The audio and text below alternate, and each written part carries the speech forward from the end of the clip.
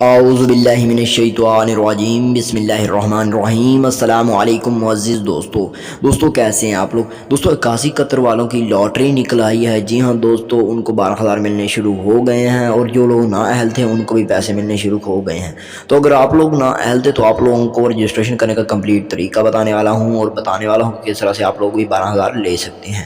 تو ویڈیو کا آغاز کرنے سے پہلے اگر آپ ہمارے چینل پر نئے ہیں تو سبسکرائب کر لیں، بیل آئیکن کو دبا لیں تاکہ آنے والی اپڈیٹ نیوز سب سے پہلے آپ لوگوں کو مل سکے۔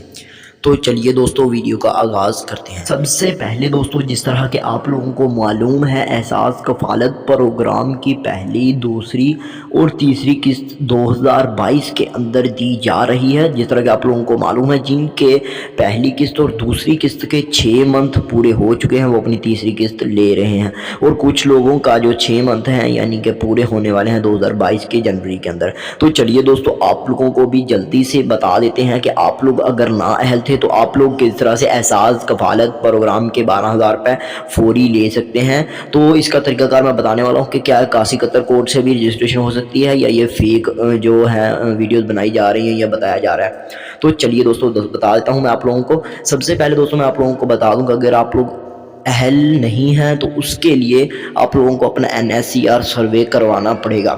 اگر آپ 81 قطر پر شناختی کارڈ سینڈ کریں گے تو اس کے ذریعے آپ لوگوں کی رجسٹریشن نہیں ہوگی۔ اس سے آپ لوگوں کو صرف اور صرف درخواست تو آپ بھیج دیں گے، لیکن آپ لوگوں کے انگوٹھا لگا کر رجسٹریشن نہیں ہوگی۔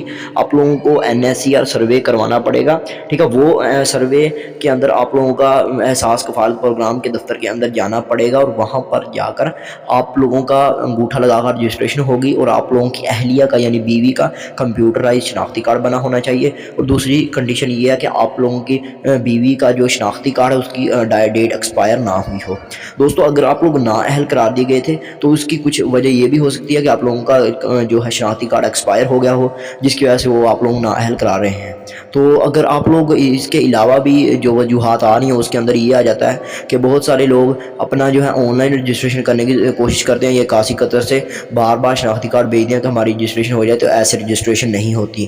آپ لوگوں کو باقاعدہ احساس کفالت پروگرام کے دفتر کے اندر جانا پڑتا ہے، اور وہاں پر جا کر انگوٹھا لگا کر رجسٹریشن ہونی ہوتی ہے۔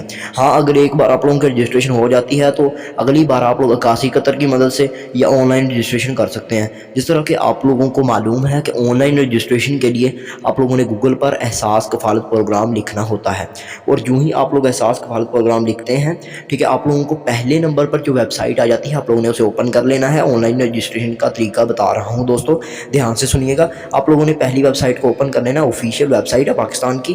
آپ لوگوں نے اسے اوپن کر کے اپنا شناختی کارڈ اور فون نمبر دینا ہے۔ ایک تو اس کے ذریعے آپ لوگوں کی اہلیت معلوم ہو جائے گی، اور دوسری اگر آپ لوگوں کی جب درخواست جمع نہیں ہوئی ہے، آپ لوگوں کی رجسٹریشن نہیں ہوئی آن لائن، تو وہ بھی ہو جائے گی۔